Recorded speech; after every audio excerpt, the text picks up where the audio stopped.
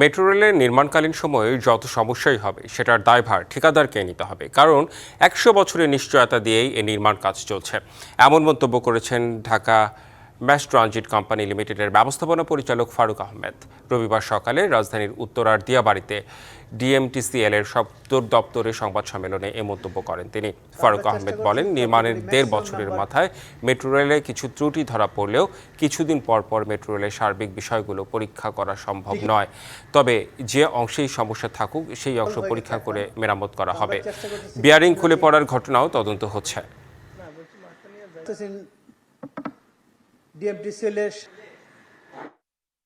Incident হওয়ার পরের থেকে আমরা সমস্ত পিয়ারগুলি আবার রিভিজিট করেছি, আর আমরা যেগুলিতে আগে নোটিফাই করেছি কিছুটা ডিসপ্লেসমেন্ট হয়েছে উইদিন দ্য টলারেন্স ইভেন, ওইগুলো আবার রিভিজিট করে ব্যারিকেড রাখানোর চেষ্টা করতেছি এবং স্ক্রু করতেছি। বাট আমাদের আলটিমেট সলিউশন হলো রিপ্লেসমেন্ট।